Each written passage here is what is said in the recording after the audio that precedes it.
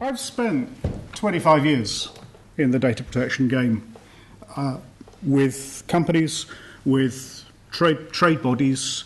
I'm now an independent consultant. I'm also on the Ministry of Justice's Data Protection Advisory Panel, where we're trying to work out what the new data protection laws which are coming out of Europe ought to be.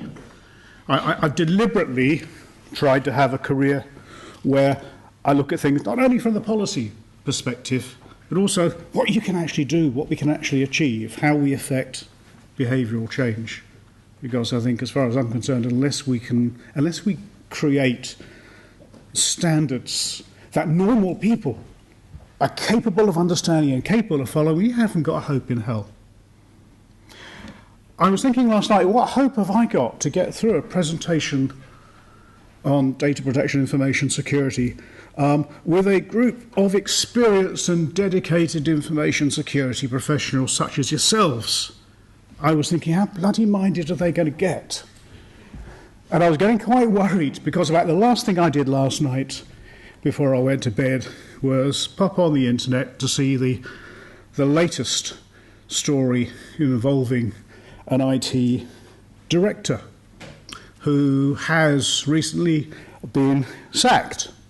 He's a director of an American community health organisation. The story goes that he was sacked because the board were sick and tired of him complaining about the poor information and data protection security standards that he'd had. He was such a pain in the bum that they got rid of him.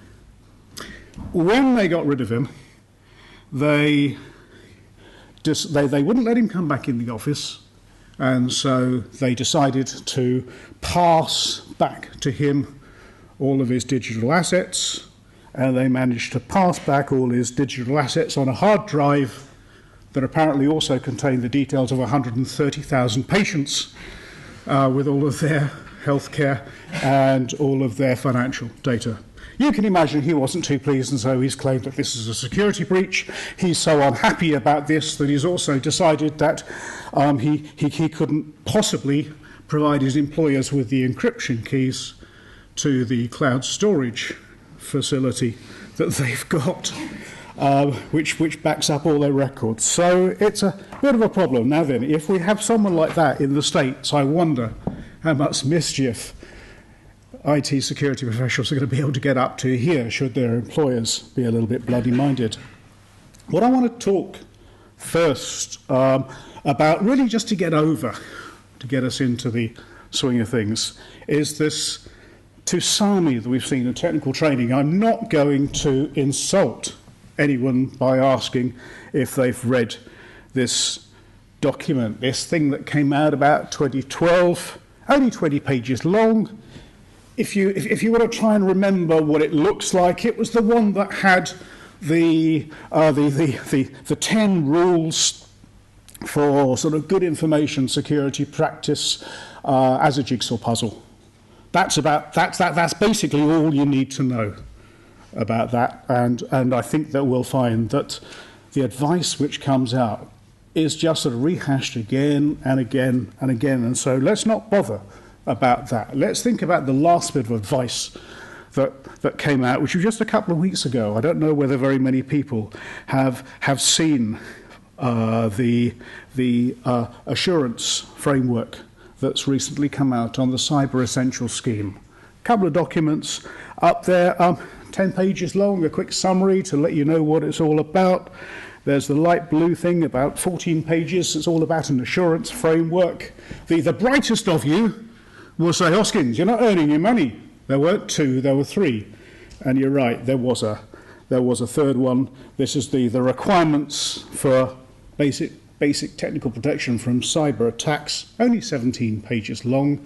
I'll refer to bits of it later. I suppose the underlying message is going to be that the more the authorities pump this stuff out, the more the organisations are expected to have constructive knowledge of what it is they're supposed to do, and therefore the more glee the regulators are going to take by shaming people that haven't followed this stuff, which has just been going around and around and around. I don't know how effective, to be honest, this latest proposal is going to be. I hope it's slightly more effective than the last initiative which came out. If anyone can remember February this year, a couple of days before Valentine's Day, we came out with the Cyber Street initiative, which was basically nuggets of guidance to help SMEs. There's a problem, I think, in the way organisations pump out their security guidance at the moment. I've seen that myself when I was working closely with URIM, which is now called the Digital Policy Alliance, and when I was doing some work with the Information Assurance Advisory Council and the Technology Strategy Board. There's an awful lot of technical policy wonks out there creating their own initiatives. There's not an awful lot that's joined together. And it's really, and I found over the past few years, it's really, really difficult to get people to act in a joined-up way. The Digital Policy Alliance tried to create a roadmap which would show which organisation was responsible or associated with what particular bit of the cyber assurance security field. They failed dismally after about 3 months because the spreadsheets just got too big and everyone just kept on changing their roles. I think there's a real problem, I think, that we're all facing when most of us are getting sick and tired of the different sorts of advice, and lots of people just want to be told what to do. Give me something simple that I can follow, and then let me hope that I can follow it slightly better than some of my competitors. But I really want to concentrate more on stuff that's much closer to my heart, which is about what might happen when the regulators get involved. What role might they play? And hopefully, by the time we stagger out for lunch, we'll all have a better idea as to the role that the ICO currently plays in assuring the public that the information management standards are robust. I'll explain a little bit about what it does in terms of examining public authorities and other organisations. I've been involved with ICO audits for both public authorities and for communication service providers as well. Under the PECA, the Privacy and Electronic Communication Regulations, the ICO has the power to inspect and audit the security controls that the companies have got. It's a painful task, preparing your company for that sort of stuff. I absolutely respect the dedication that everyone's got, the professionalism that everyone's got, and the extent to which everyone is struggling to get stuff right and get stuff done in an atmosphere where the organisation is facing a whole range of other priorities as well. My aim here is not to criticise anyone, although I will, in a minute, be showing how the ICO has named and shamed various organisations. And perhaps should this speech be broadcast wider, I might need to redact some of the names that are going to be used to protect the poor innocent buggers. Anyway, where do we go? The concept normally is that for the past few years the ICO has been keen on audits. It's been keen on audits basically because of the approach that Richard Thomas and the latest Commissioner, Christopher Graham, have taken, which is basically people cannot just be encouraged to do things. We've almost got to shame people into explaining why they haven't done things as well as others. When I started in the data protection world, I remember working closely with the Bank of England and the Home Office on the implementing regulations for the 1998 Data Protection Act. None of us talked about audits at that stage.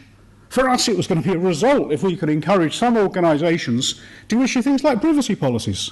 It's just amazing what's happened over the past few years. And as we look into the future, what's likely to come down the road? What's likely to come down the road is a new principle, one of sort of accountability where organisations have to be far clearer about the controls they've actually got in place to safeguard personal information and probably other business assets. And not only have they got to be clear about the controls they've got, it looks as though they're being asked to be clearer about the way they audit those and what they do about the failings that they come across.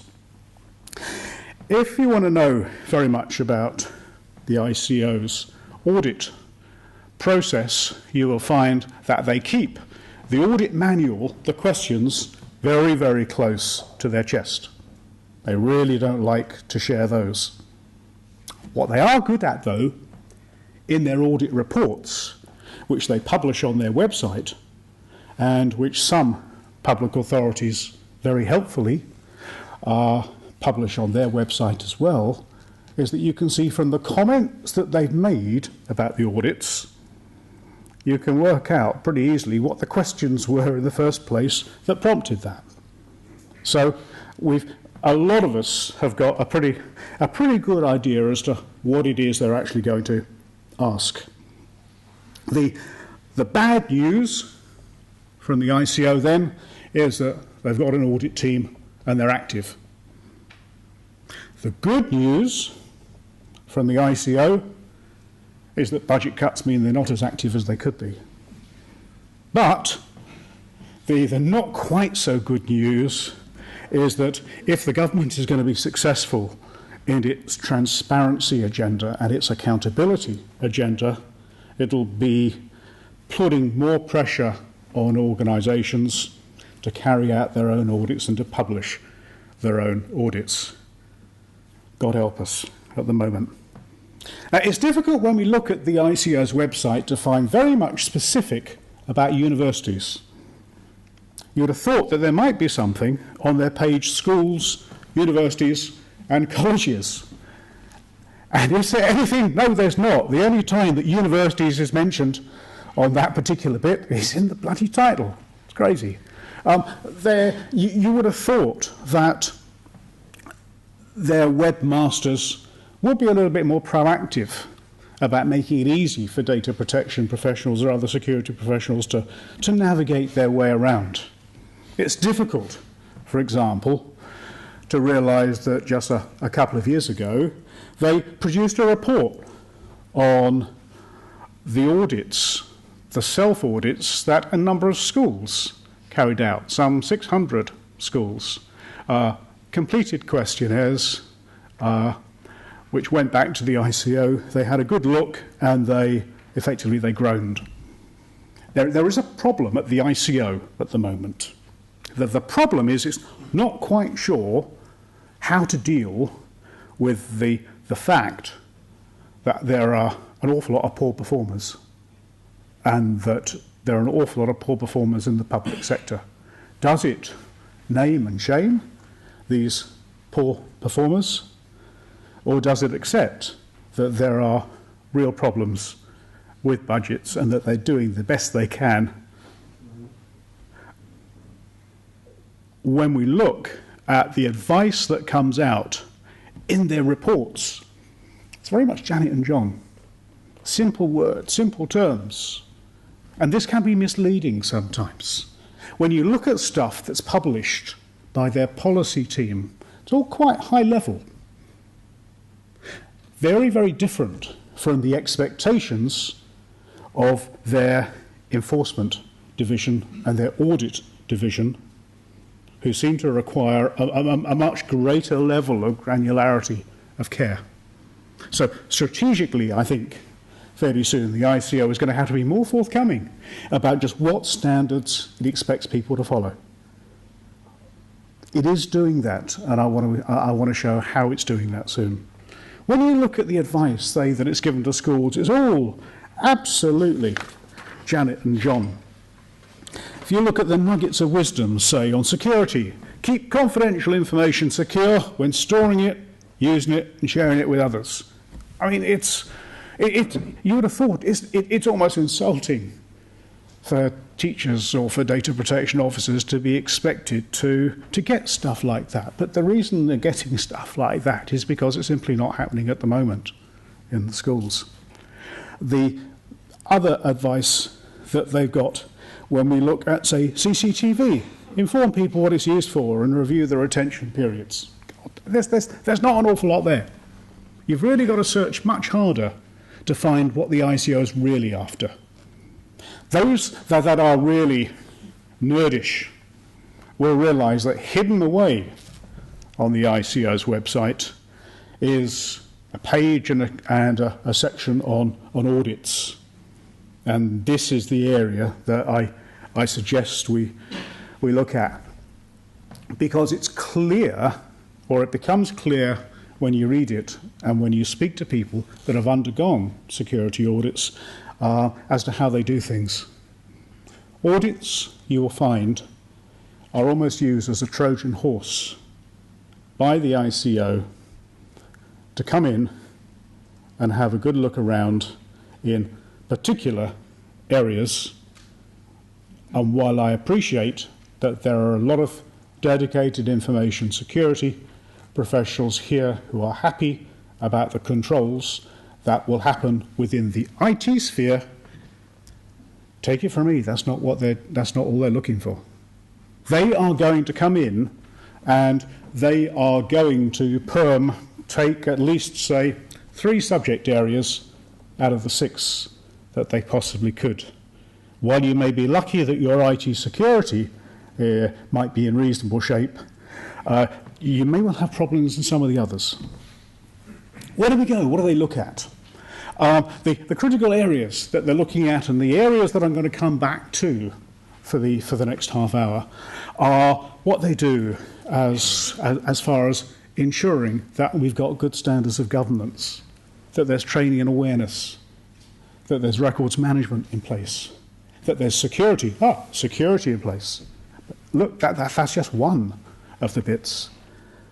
That in various inappropriate organisations, the requests for personal data or requests under FOI are dealt with appropriately. And finally, that data sharing arrangements are good. Now, you may be happy about what happens with security, but remember, they might only spend 1/3 of their time on security. That means they can spend 2/3 of their time finding fault with the other aspects. We need to be careful. We need to be very careful here, and I think we need to remind our chums in the rest of the business the extent to which they may be exposed. Let's concentrate first on governance. It's keen on the concept of governance. The ICO is getting sick and tired of finding silly issues, simple things that have gone wrong, and when it asks the seniors within the organisation whether they knew or whether they cared, they find that basically it's not something that affects their board at all, it's not something which attracts their attention, it's something they can delegate to others. The ICO is keen to try to ram this up the corporate and the political agenda. If we want to know what governance is, the extent to which data protection responsibilities, their policies, their procedures, what performance measures and controls, what reporting mechanisms you've got in place in order to satisfy the board that the organisation's assets are being appropriately looked after. They get financial reports. They know what happens to an awful lot of the property that an organisation has, physical property. There seems to be much less focus at the moment on the board caring about the IT assets, the intellectual property, and we'll see where we go from here. Now then, the lovely thing about the ICO is that its audit reports have some useful stuff about what they've found. Now, when you are asked to do an audit, or to be subject to an audit, you have a choice. Of course, you've got to say yes. But you have a choice about the audit report that they produce. If you want to, you can allow the ICO to publish the executive summary on their website. If you're a bit embarrassed about what they found, you can object. to the executive summary being put on their website. So what I'm now about to show you, of course, are the quotes from those organisations that are happy that the ICO publishes the executive summary on the website. Okay? And if we think, if this is the good stuff, I wonder what the others can be. So what does it look like? Every now and again you get phrases. At the time of the audit, the Information Governance Management Framework was disjointed. Governance being provided across a number of functions, overseen and scrutinised through a number of different meeting forums, without any standalone information management board. So there's a risk that senior level ownership and accountability for compliance and the risk mitigation strategies aren't in place or cohesive. Bugger.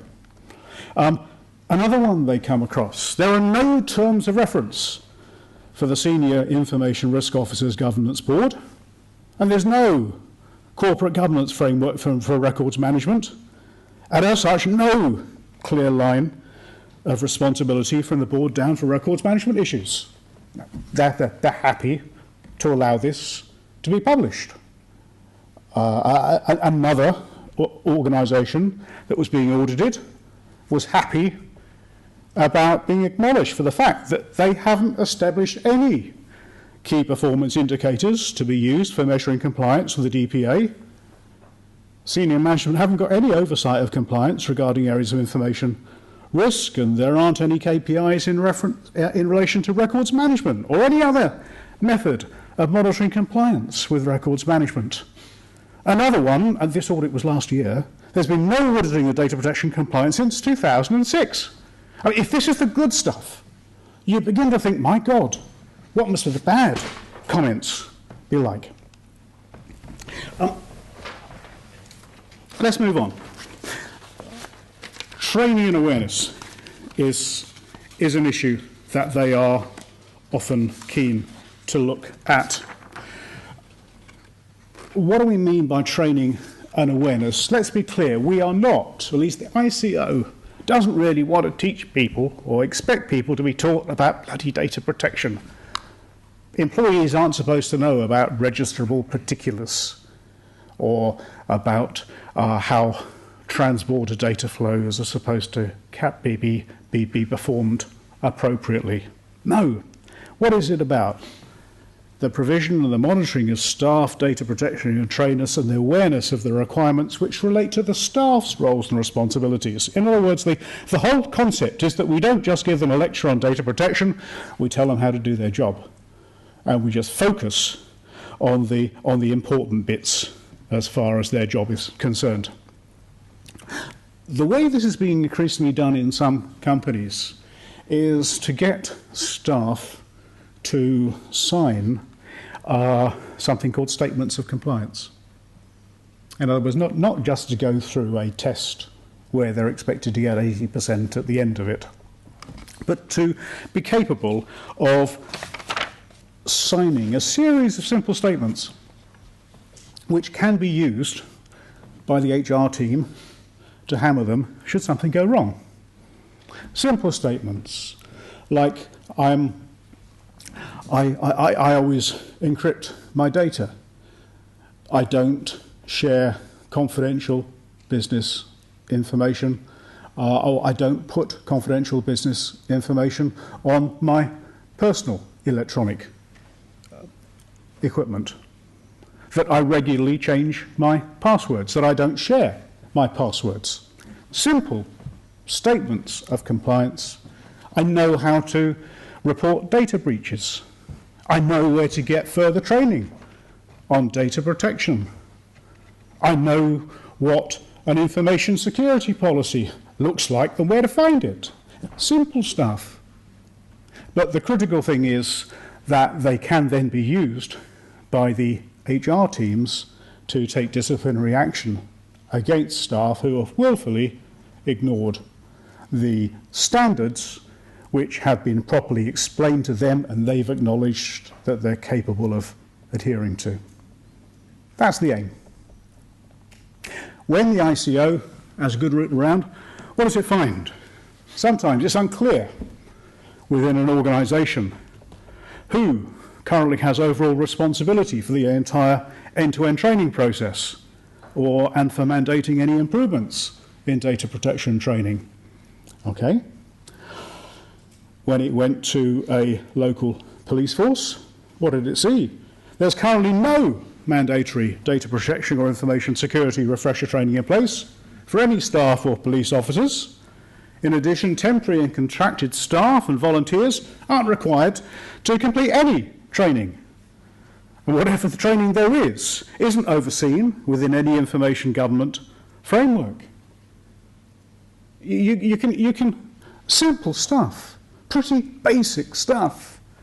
And when you think that this is the sort of stuff that's going on even within police forces who may have been audited before, it's not the first time that they would have received an ICO audit. But for stuff like this to crop up again and again and sometimes again on the websites is embarrassing, basically.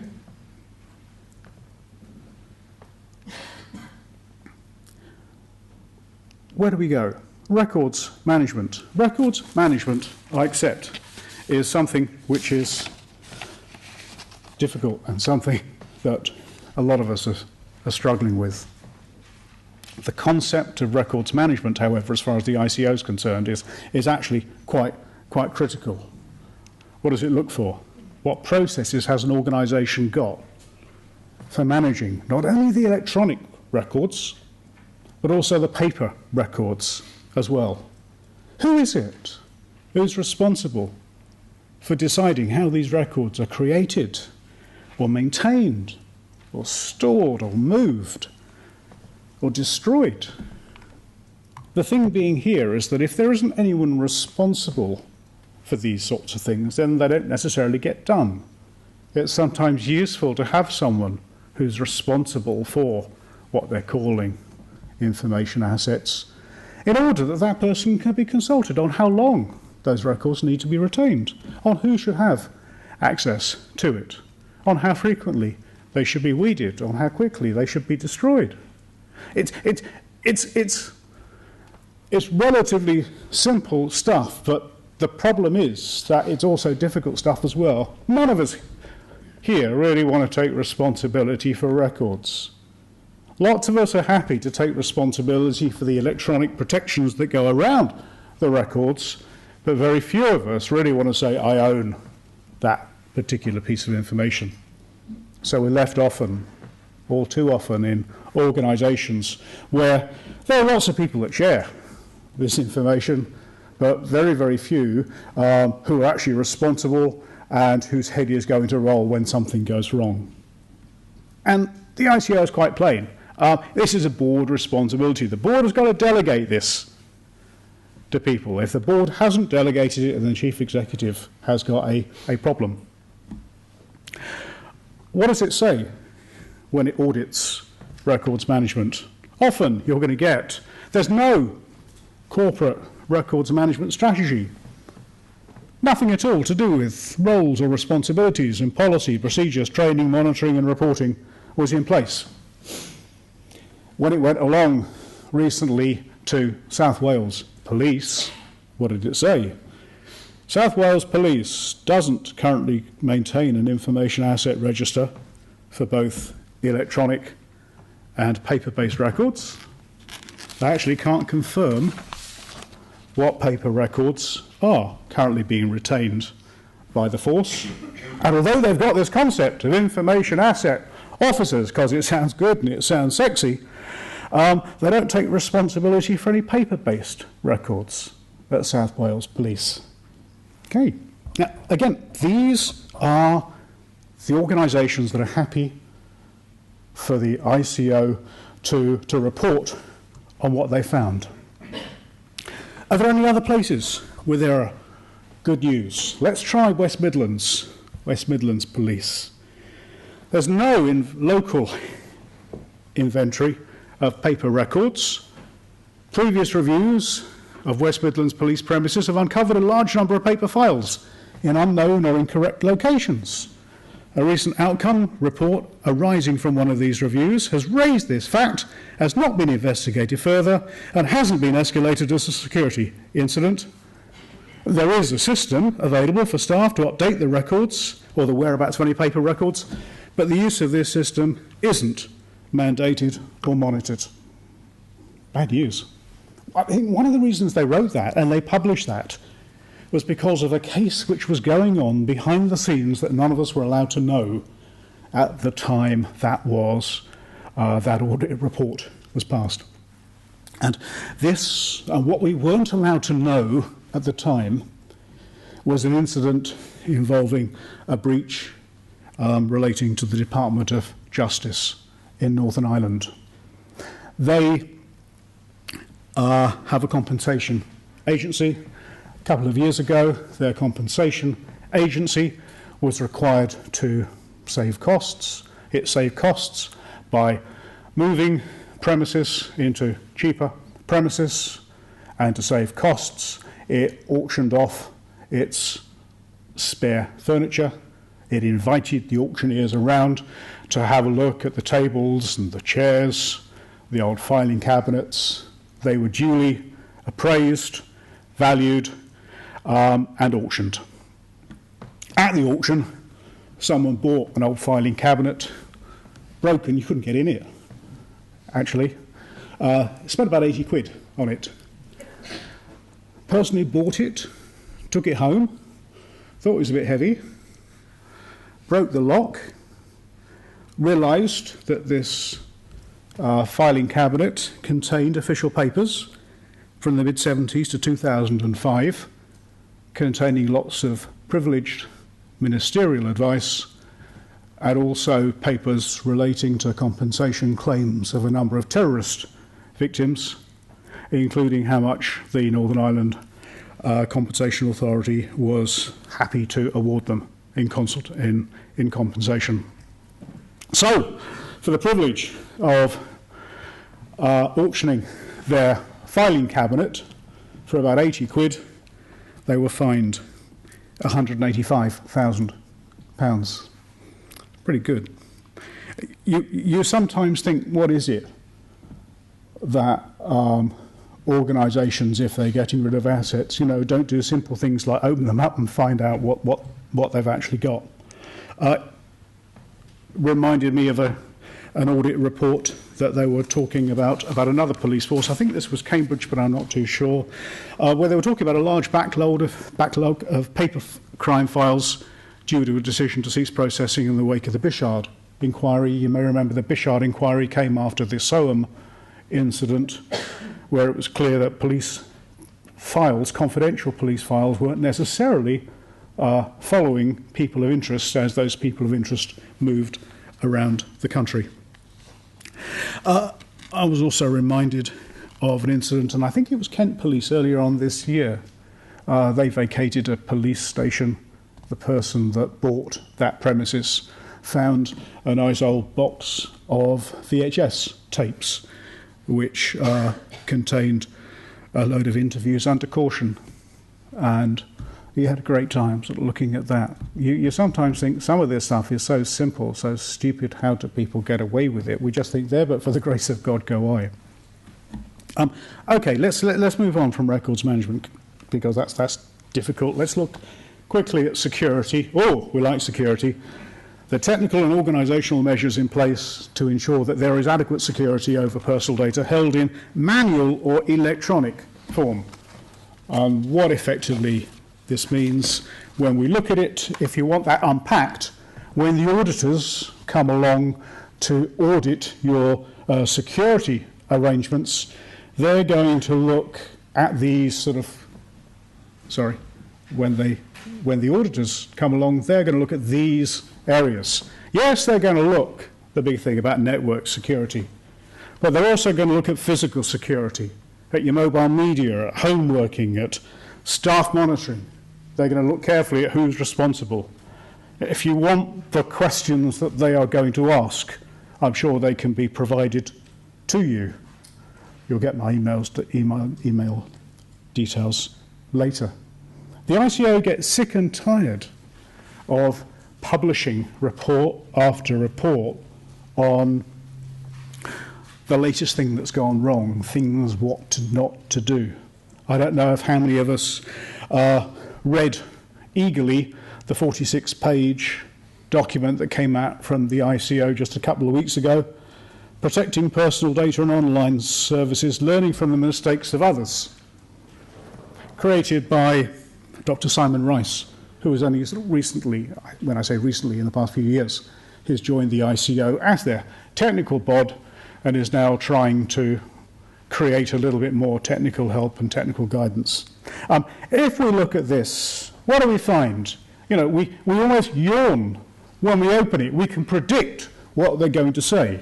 And I'm sure if I was to ask people if they knew what their top 8 vulnerabilities were, they would all come out as well. You know, the failure to keep the software security up to date, the lack of protection from the SQL, the use of unnecessary services, the poor decommissioning of old software and services, insecure storage of passwords, failing to encrypt online comms, poorly designed networks, continuing use of default credentials. I mean, it just goes on and on and on. A lot of this stuff was repeated in the latest Cyber Essentials document. I don't know how many of us have read it and digested it.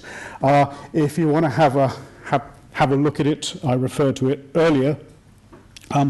There is a small document talking about what requirements for basic technical protection from cyber attacks we actually need to put in place. And when you read this, you groan. None of it is new. None of it is earth-shattering. It's just frustrating, I suppose, as to how many times we have to remind people. But the critical thing is that the more times now the businesses are being reminded about this, the more the regulators are arguing, hey, you now have constructive knowledge of what it is you're supposed to do, what safeguards you're going to put in place. And so when we come along and we audit you and we say, have you done this? Have you done that? Have you done the other? When we start saying no, then we're going to have a pretty convincing answer to the next question, which is why. What are these looking at? Very briefly. Cyber Essentials, it's again looking at boundary firewalls and internet gateways, secure configuration, access control, malware protection, patch protection. I mean, none of this is going to come as a surprise to anyone who is competent about IT security in this room. If we flick through, you'll see the level of detail that they go through. If we look, say, at boundary firewalls and internet gateways, load of stuff to look at. Bog standard things. Look at the bottom bullet point, for example. The administrative interface used to manage boundary firewall configuration shouldn't be accessible from the internet. I mean, none of this is a surprise. If we look at secure configuration, if you want these slides, of course, I'm sure they'll be available afterwards, but they're also just taken from that book. But if you look at secure configuration, third one down, unnecessary software should be removed or disabled.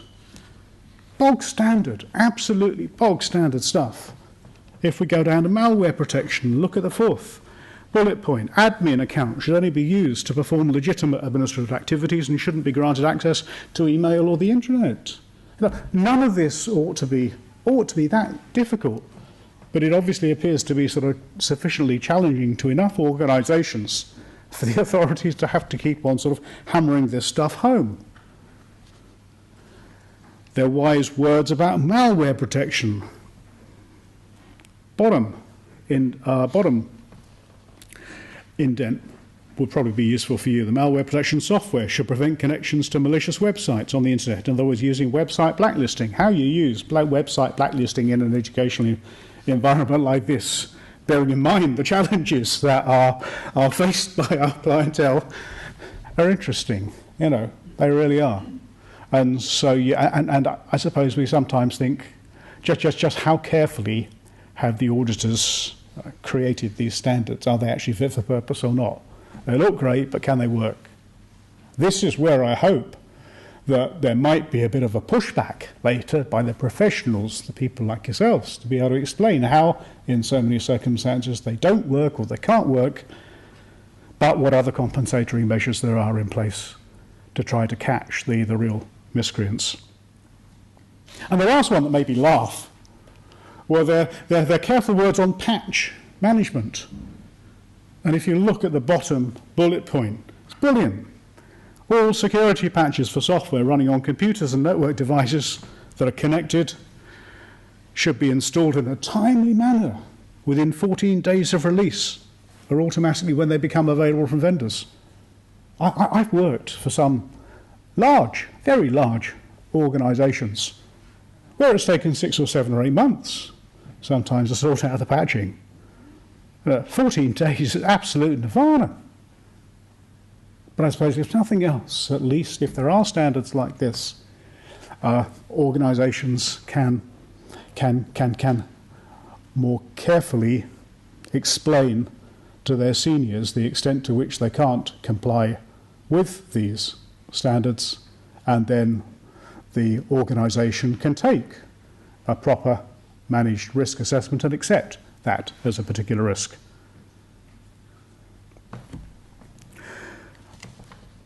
The ICO normally has a field day when it looks at security in its audits.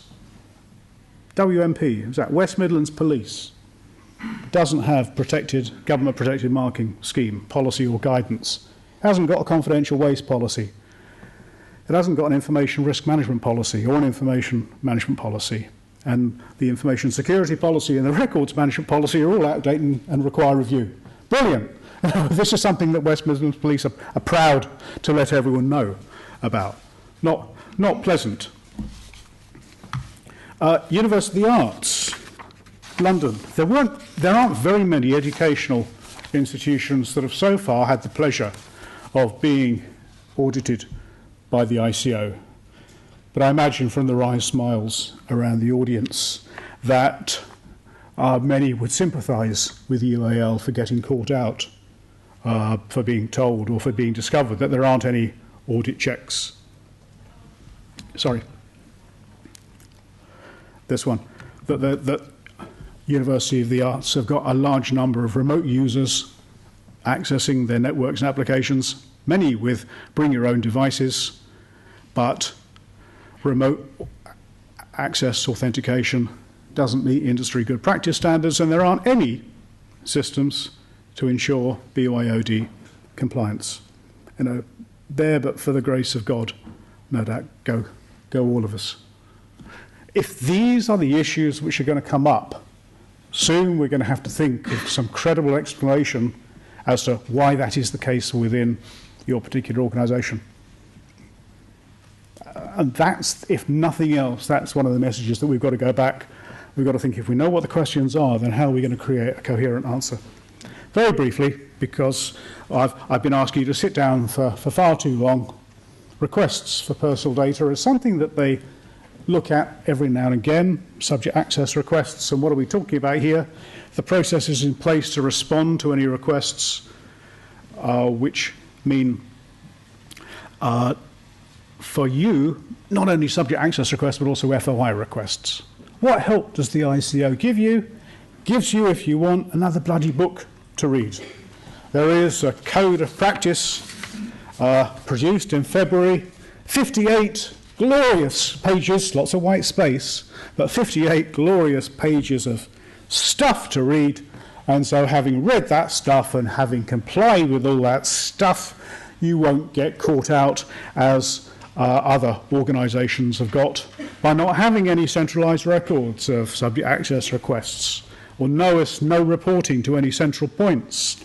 All the SARs being held and dealt with locally, not following a set procedure, not having logs to indicate which lawful exemptions you've used to withhold information. Brilliant. If that's what you want, absolutely fantastic. Last one, data sharing. Data sharing is something they're getting increasingly interested in.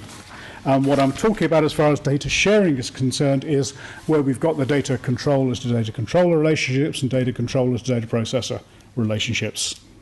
It's looking at the sharing and the operation of controls to ensure that whatever goes on complies both with the principles of the DPA and also the recommendations set out in the ICO's data sharing code of practice. My God, you say, another bloody book. to read. Yes, another bloody book to read. This one, you'll be delighted to know, is only 59 pages long and was issued last May.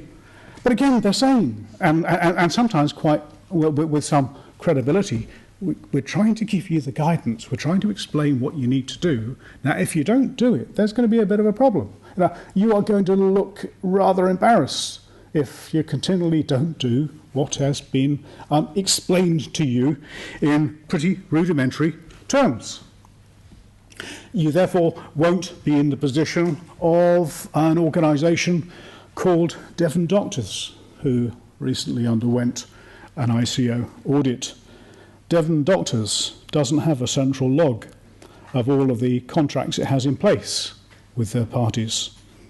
We're certainly not carrying out any compliance checks to ensure that their data processors are complying with any contractual requirements or any other bit of the Act.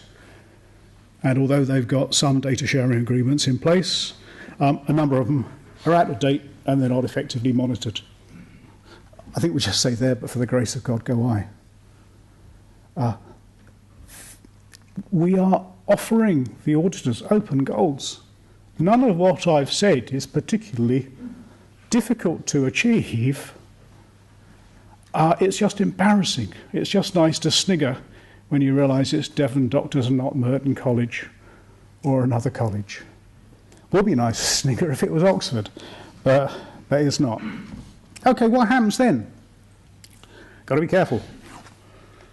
Once the ICO's got you in your sights, and once we've failed the audit, guess what? They're back in 18 months to do it again. And then in a year's time, they're back again to do it again. It's the gift that keeps on giving as far as the regulators are concerned. So once we've had the first audit, there will be invariably a series of follow-up audits. When things go wrong, there is a suite of things that could happen. If we're lucky, our seniors will just be required to make voluntary undertakings. I promise I'll do better. I promise that I will get more training for staff.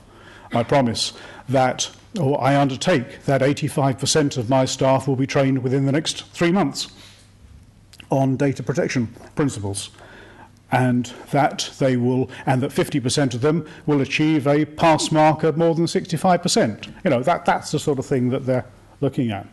If you don't like the concept of a voluntary undertaking, then David Smith can do the next thing up, which are the enforcement notice. The enforcement notice is embarrassing.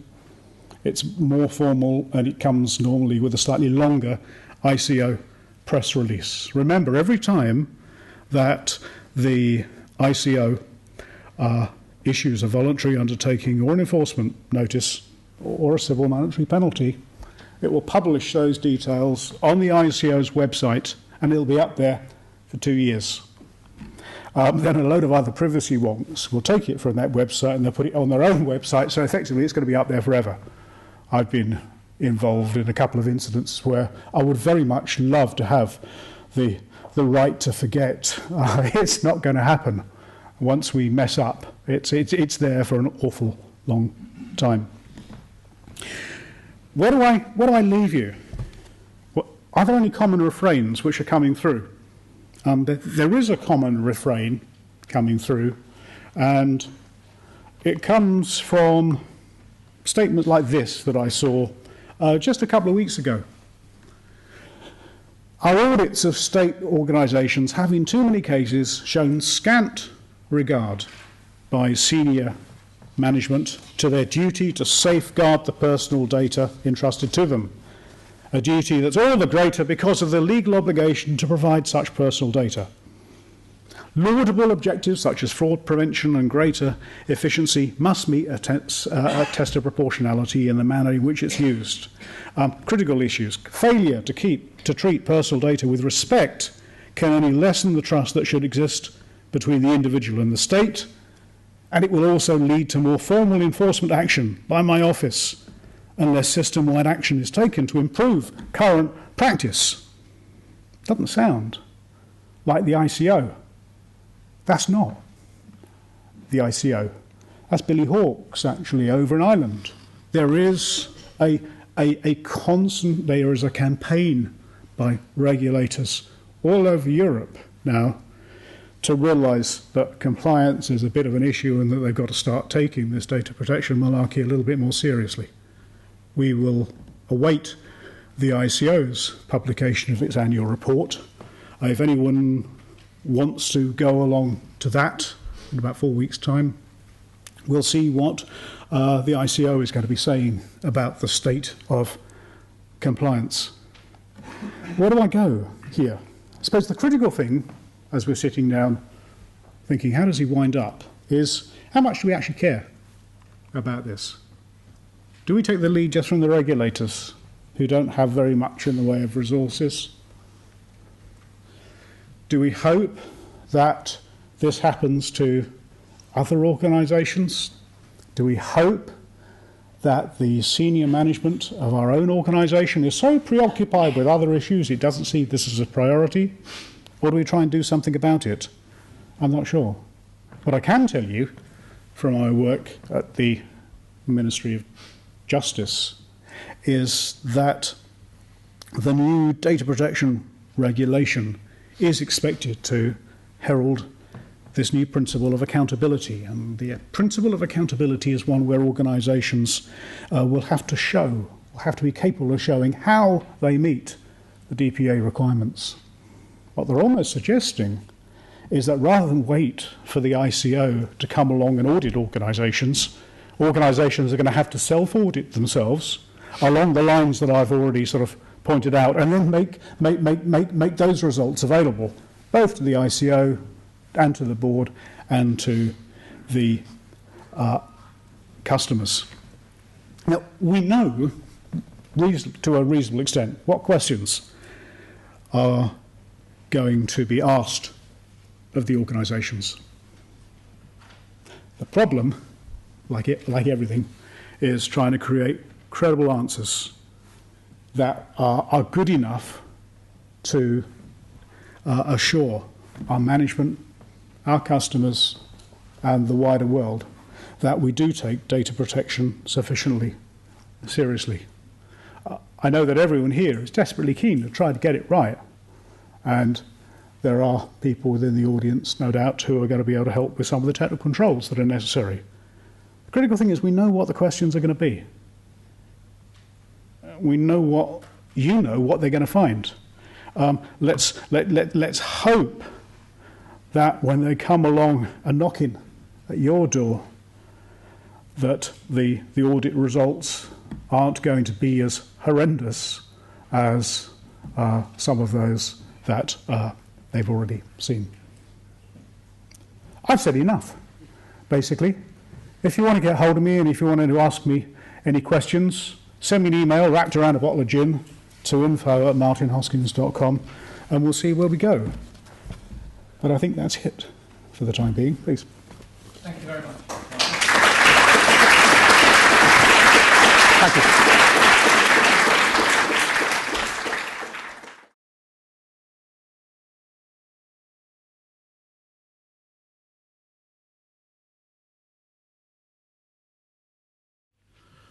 I've found that when it comes to seeing what resources need to be put into data protection generally, that there is a huge difference within organisations that are even having or processing the same types of personal information.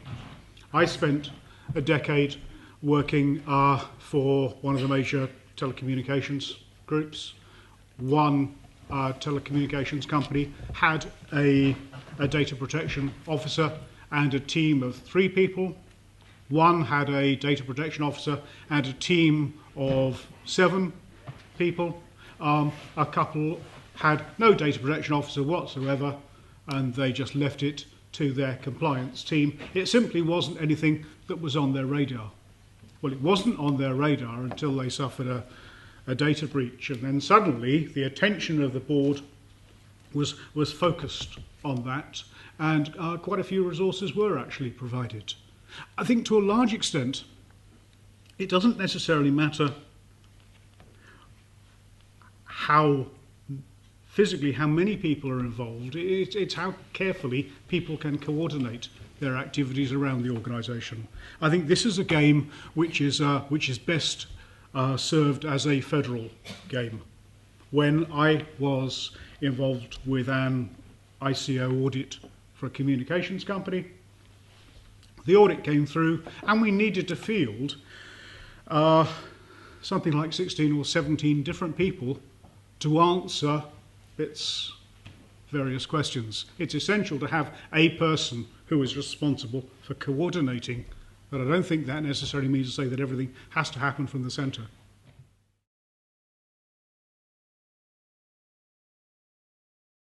The advice I would give, number one, is have a data breach. It really helps.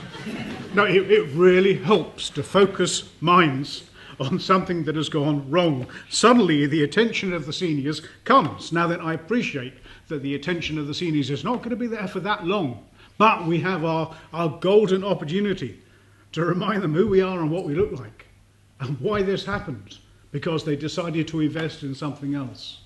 I find between professionals that the concept of data breaches is actually something which is great, because not only can we learn from it internally and within, say, the IT department, but we also then have a golden opportunity to feed this bad news up the food chain to the people that are responsible for the budgets. And sometimes you think the more bad news they hear, the more inclined they may be to see that some of this is quite important. That's why I welcome people having breaches, because that is the sort of thing, when it happens to you, that's when people's hearts and minds and wallets begin to open and things happen in the right direction. I think to add on to that as well, I think from a resource point of view, I think it's understanding when you're asked a question, like what Martin was saying before, we know the questions. How much effort do you need to put into finding the answer? And often that's the problem, because what you know about, you can share. What you don't know about is often what's going to catch you out, and then you're running around trying to find that information. So understanding what information assets you have, be they hard copy or digital, is the key to this, because that's the foundation stone. Because invariably you'll be asked a question of where is this, who could touch it, who has touched it, and are there appropriate levels of control. And either you can report back that very quickly, or you have to go and get that information, and that can be very labour intensive to respond to those questions. And the longer you take to respond, the more likely they believe you haven't got the right processes and procedures and technology in place that should deliver against it. So I think it's putting those resources together really very, very important. Yeah, and I appreciate this isn't a fast game. It can take years to get organisations to understand that there is a concept of information ownership and someone has to be responsible for owning that information. Things then sort of begin to fall in place once the seniors have actually got it, that they are accountable, they are responsible, they are going to be the sacrificial head that's going to roll when something goes wrong. And I do appreciate that these can be quite difficult concepts to get over, especially within organisations like this where everyone is so independently minded and creative and they want to do their own thing and they don't care about what other people do.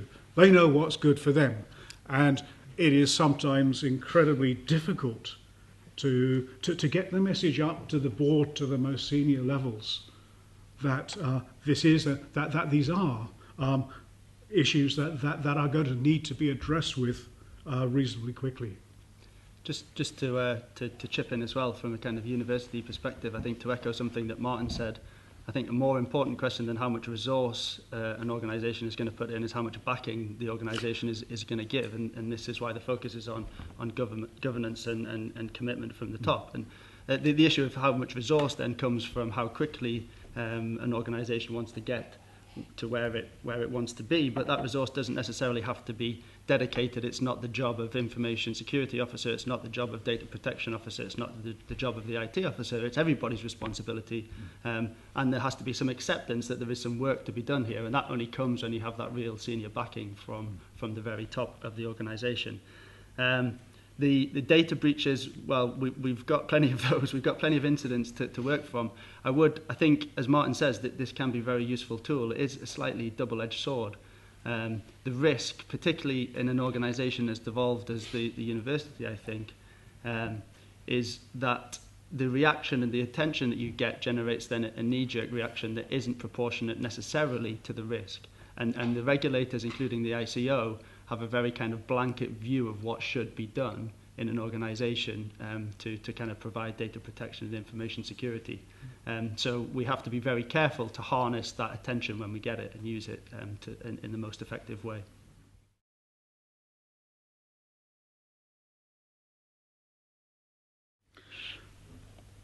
The ICO would probably be happy with something which is pretty basic. If you are after something which is pretty basic, I suggest that you have a look at one of the most basic organisations we've got, the Home Office. And if you look for their information asset, if you do a Google search for Home Office Information Asset Register, it's only about 6 columns. That's all. It's not a lot, but it's a great help. We don't need to start off by going into sort of huge amounts of detail. But if I were you, I would have a good look at that. If nothing else, for a good laugh.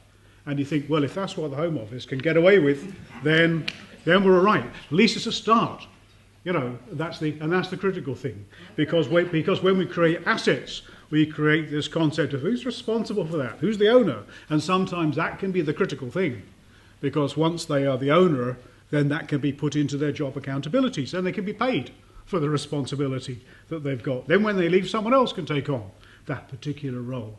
But if you wanted something pretty simple and pretty basic, I would follow the Home Secretary and have a look at what she's commended for her own organisation.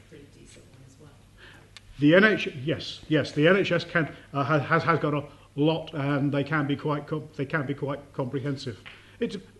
We're all busy professionals, and sometimes the ICO doesn't necessarily set the bar that high, especially when it's looking for public authorities, when it is desperately keen to provide good news, because each time it goes to places, all it tends to report on, or a lot of what it tends to report on, is a litany of bad news. So because it knows it's not going to see very much that's very good, it really does try to set standards quite low. On retention policies, it might be glad you got a retention policy. It won't care what the figures are. It won't care whether you're going to keep records for 15 years, for 85 years, for 236 years, so long as you've got a retention policy with a figure in. That's enough for them sometimes. I do think, though, following on from that, Yes. though, it's taking legislation to actually take that headline view, but it's using that for practical use within the college and the university, because you want to use that as a means to get best practice ingrained across the university.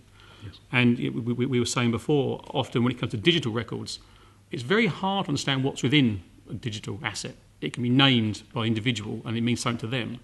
When it comes down to auditing the environment and finding out what assets are where, it's very, very hard to look at that metadata to understand, are there student information contained within a Word document? Are there credit card details contained within a spreadsheet? So understanding what's within the assets, what the asset value is, it's a much bigger piece of work, but it's very, very important to understand that's often the unknown. Yes. And the point about the asset value is significant, because once we've done our quick and dirty summary over what we've got, then we can focus on those assets that are likely to cause the institution or individual the greatest amount of harm, should anything go wrong. So I don't think anyone is suggesting that we need to complete a spreadsheet with 85 columns and God knows how many rows for every single thing that we've got. But it's nice to work out what is most important from a reputational point of view, I think, and then focus in on that. We're in the game of risk management here. We're in the game of trying to work out what is most likely to hurt us. And we're in the game of trying to see what we can do either to reduce the amount of harm that's going to be caused when something goes wrong, or reduce the frequency with which harm might be caused. there is a simple tool that we're developing that's being distributed as well, so that's being created by the Director of IT Risk Management. So if you want more details on that, then you can feel free to email me at infosec@it.ox.ac.uk. The one thing that I would just add to that quickly is that what is of high value to the university as a whole may not be the same as what is high value to an individual department or college. And so departments and colleges have to think about what's important to them and how they value their assets, not just how the university values its assets on a larger scale.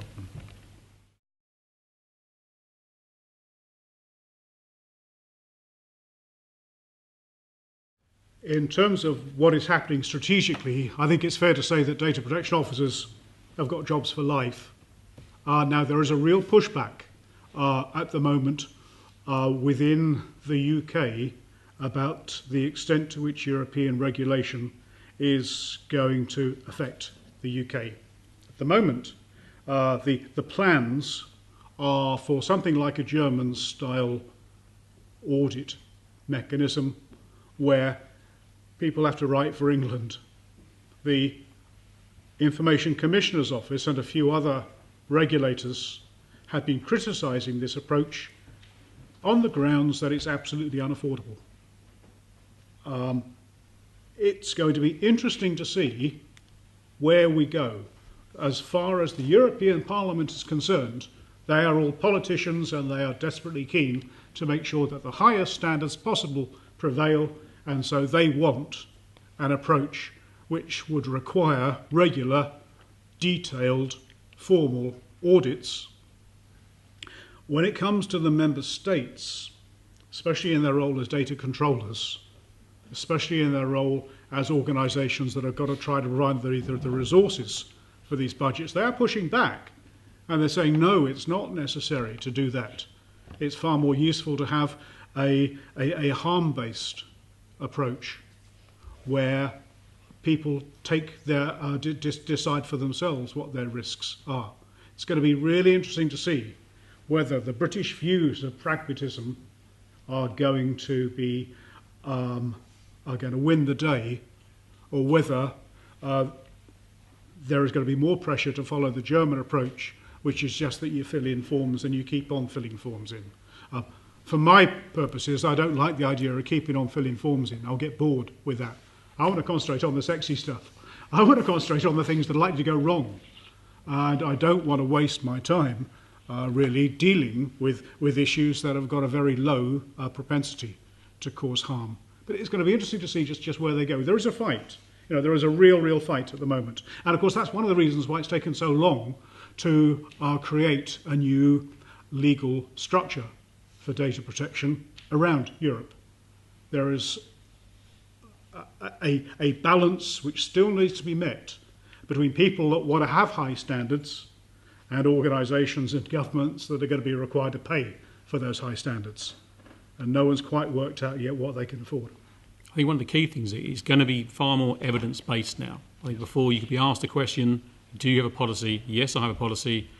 Yeah, it's a tick in the box. And that exercise from the German side, I think from a value proposition point of view for internal governance, being able to demonstrate your policies are effective and they're evidence-based is going to be more the way it's going to go. I think if you look at a lot more standards like from a PCI point of view, again, it's there are questions, there are answers, and then there are show me how that answer is actually delivered.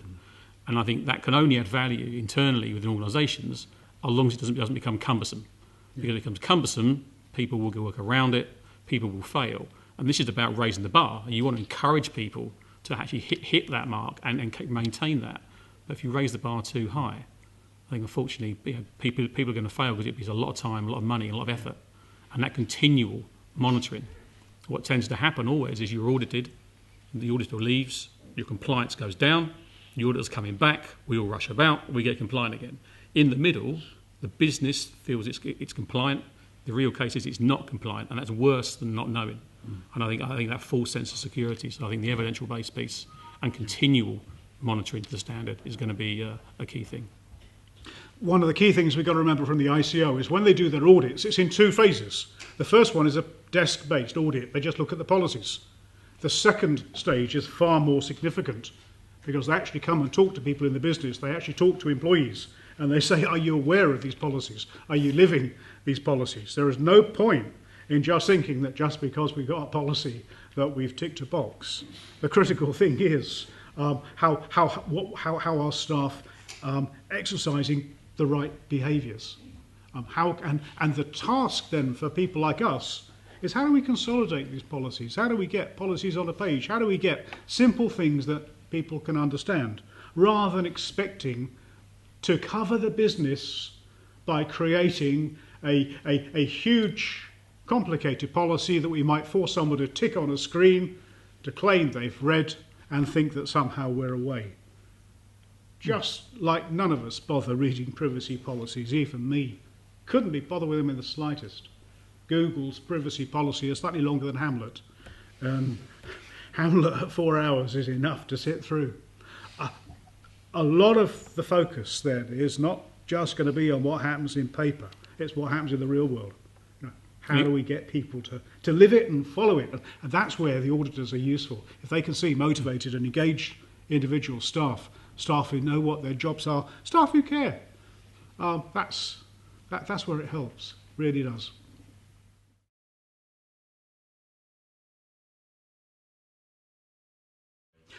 I think to some extent you're right, and I think you're right because the NHS has shown, as far as I'm concerned, how good they are at managing records because they know when they lose things.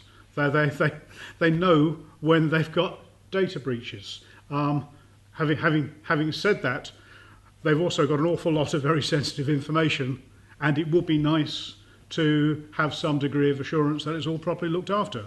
And one of the reasons that the information toolkit is at the moment so complicated and so complex is because they found it necessary to more formally impose controls because people simply haven't known what they've been. They haven't necessarily been aware of the risks that they've been running. And I think it's a good point, is that they are aware of what they lose. Therefore, and then the key things is that we know what we know and we audit it and we know it. It's what we don't know. So if someone says, where are all the student records? Where's every single student record? No one hand on heart can say, I know exactly where they are. So that's sort of the challenge, because you know where it should be, you know it probably is, but you don't know. If you're asked a question, you can't definitively state, I know this. Or it could be, do you know where staff records are? Do you know where credit card information is? It's very, very hard to know at a given point in time to answer the question truthfully, because the answer has to be, I don't, unless you put robust, continual controls in place, which invariably will cost. And that's, again, though, they're only of use if there's a policy for them to enforce. And it's getting the two tied together, which I think is vital. I think it's a good point. I mean, I think we are kind of steering towards a compliance-driven environment. And one of the challenges is compliance with what? Because you have the IG toolkit, you might have PCI DSS, you might have ISO 27001, and in theory they should all align, but there are often certain subtle differences or difficulties in kind of, having to deal with multiple different requirements. And I think there's a danger that people get somewhat bombarded by this stuff, and then we get down the avenue, as Martin was referring to earlier, with sort of the aspect of health and safety, which is that people just kind of ignore it. It's another thing to just to kind of to tick through, to say everything's okay and then get on with it. Yeah. I would suggest one of the good things about audits is at least when something has gone wrong, we're capable of arguing to the regulators, look, okay, there may be a problem over here, but look at all the good stuff that's right as well. So please give me the benefit for the fact that the glass is 3/4 full rather than just a little bit empty. So a lot of this we're going to need for defensive briefing material so that we can try to mitigate the damage to our reputation when something does go wrong. I think it's a key point. I think from the ICO point of view, if you can demonstrate you are doing all you can to manage that data and putting continual improvement in place, there's a lot of other people out there that are way behind that, and they see, as Martin said, you see the headlines of what people have to share. What's below that is clearly some shocking stories. So I think if you've been seen to be doing the best you can with what you've got, and you recognise there's something to address, they'll see you're halfway aligned to what's going on. But when they come back, they're going to want to see those changes taking place. But you will get that time to breathe, and that's important. That report can probably be the best asset you've got in the business to get the rest of the business to buy into what you're trying to achieve, and that's the challenge. Yeah. And I think that sort of push towards compliance as well is a really good motivation for doing things well and doing things proactively before it comes to that, and for making security something that is actually more enabling than something that is preventing people from doing their jobs. If we build security in to everything that we do and build it in from the beginning, it becomes a lot easier. And also then when the various different compliance requirements come to us, we have an answer to say, but we already cover this. It's just we cover it slightly differently. But we already have a compensating control for this requirement.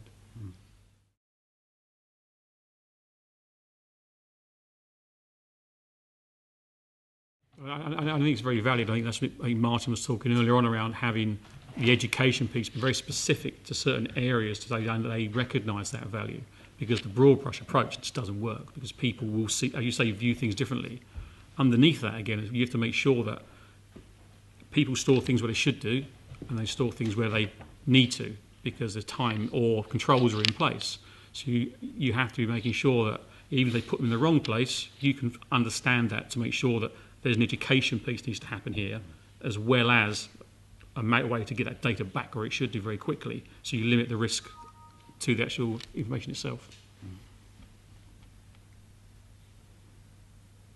Any more questions? Just one final point. The good news coming out of the ICO is that at least they're trying to help data protection officers understand what their job role actually is. Sometimes we just get appointed data protection officer without any idea as to what we're responsible for, what we're accountable for, what it is we're supposed to do. When the ICO creates things like a data protection audit structure, that gives us a little bit more to cling on to. It gives us a little bit more to understand, this is what it's all about. This is the sorts of things that ought to be either in the data protection officer's job description or in someone else's job description. It helps codify what was a trade into what's becoming a profession. So it's not all bad news from the ICO. If you want a job for life, consider seriously a job in data protection. Okay. All right. Well, thank you very much, panel. And thank you very much, everyone, for coming up this morning.